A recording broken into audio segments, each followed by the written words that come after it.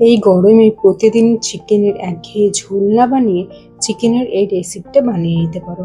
এটি সাধারণত south Indian একটি রেসিপি। এই রেসিপিটি বানানোর জন্য প্রথমেই নিয়ে নিয়েছি বোনলেস চিকেন। চিকেনগুলোকে ছোট ছোট টুকরো করে কেটে নিয়েছি। এরপর তাতে দিয়ে দিয়েছি নুন, হলুদ গুঁড়ো, লঙ্কা গুঁড়ো, 1 চামচ সর্ষের তেল দিয়ে ভালো করে মাখিয়ে নিয়ে 15 মিনিট রেখে দিয়েছি। অন্যদিকে কয়েকটা রসুন নিয়ে নিয়েছি, রসুনের খোসাগুলো ভালো করে ছাড়িয়ে নিয়েছি।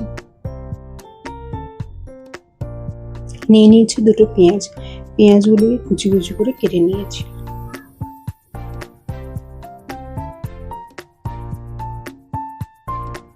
কড়াই গরম হয়ে গেলে তাতে দিয়ে দিয়েছি সর্ষের তেল।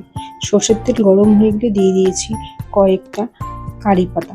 কারি পাতাটাকে ভালো করে ভেজে তুলে নিয়েছি। এরপর দিয়ে দিয়েছি রসুনের টুকরোগুলো। রসুনগুলোকে ভালো করে লাল লাল করে ভেজে তুলে নিয়েছি। এরপর দিয়ে দিয়েছি দুটো শুকনো লঙ্কা। শুকনো লঙ্কাটাকে ভালো করে ভেজে তুলে নিয়েছি। এরপর ওই তেলেই দিয়ে দিয়েছি পেঁয়াজ কুচিগুলো।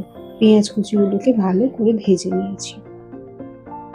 পেঁয়াজ কুচিগুলো ভালো করে লাল লাল করে ভাজা হয়ে গেছে, তুলে নিয়েছি।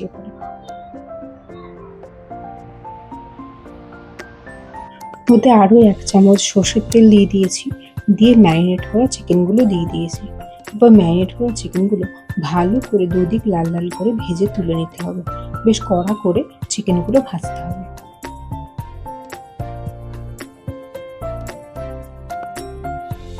চিকেনগুলো ভালো করে ভাজা হয়ে গেছে, এবার চিকেনগুলোকে তুলে নিয়েছি। এরপর প্রথমে একটা মিক্সি জার নিয়ে নিয়েছি, নিয়ে তাতে দিয়ে দিয়েছি ভেজে রাখা রসুন, কারি পাতা, শুকনো লঙ্কা আর পেঁয়াজ দিয়ে ভালো করে প্রথমে একবার বেটে নিয়েছি। এরপর চিকেনের টুকরোগুলো দিয়ে দিয়েছি। আমি চিকেনের টুকরোগুলোকে ছোট ছোট করে তারপর মিক্সচারে দিয়েছি। তোমরা চাইলে এটা শিলেও বাটতে পারো। দিয়ে ভালো করে বেটে নিয়েছি। দিয়ে দিয়েছি 1/2 চামচ ধনে গুঁড়ো, 1/2 চামচ গোলমরিচ গুঁড়ো, লঙ্কা গুঁড়ো আর স্বাদ মতো লবণ দিয়ে ভালো করে একবার মিক্সিতে বেটে নিয়েছি। নিলেই তৈরি হয়ে যাবে এই সুস্বাদু রেসিপিটি। তোমরাও বাড়িতে বানিও আর জানিও কেমন লাগলো।